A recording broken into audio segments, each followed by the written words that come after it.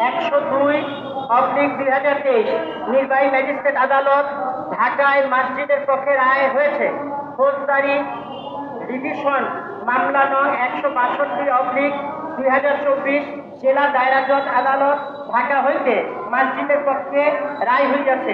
কর্তৃপক্ষ আব্দুল সালামের কাগজপত্র হইতে সঠিক নহে তার CS দাগ 386, পেন্টাগন মতে এস এ দাগ হলো 959, RS দাগ নং 1231, সিটি জরিপ মতে দাগ নং 3022। নালিশ জমি হইতে পেন্টাগন মতে তার জমি অনেক দূরে।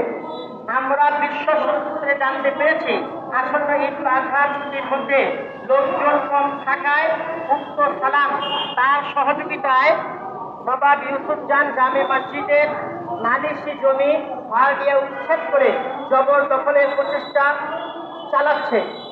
আমাদের মসজিদের সম্পত্তি রক্ষার জন্য সকল কর্তৃপক্ষে সাহায্য এবং সম্মানিত সাংবাদিকবৃন্দ ও নেতৃবৃন্দের সুদৃষ্টি কামনা করছি।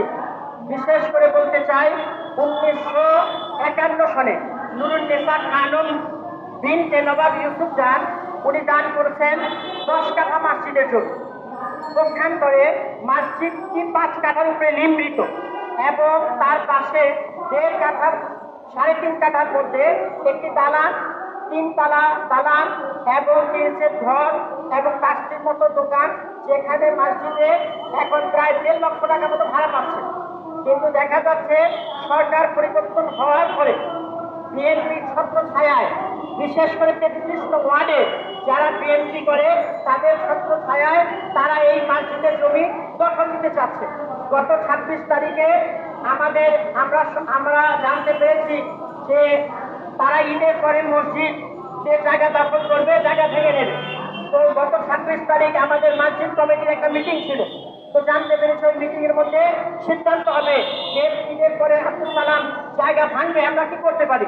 কিন্তু দেখা গেছে ওই জায়গার মধ্যে আব্দুল সালাম প্রায় 1-150 তার সহযোগী বিএনপি নেতা কর্মী নিয়ে সেই দিন তারা মসজিদের জমি দখল করতে আসে।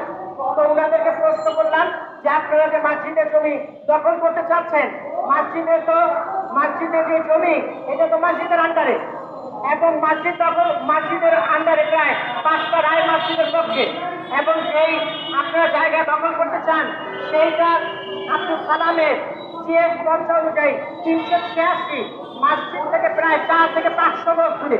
তো 500 গজ দূরের কাগজ দিয়ে আপনারা মসজিদের জায়গা দখল করবেন, এইটা তো কোনো চুক্তি হয় না। তো দেখা গেছে 183 এবং 84 হলো মসজিদের দাগ। বিশেষ করে 183 মধ্যে মসজিদ এবং 184 মধ্যে হলো মসজিদের নির্মিত খবর।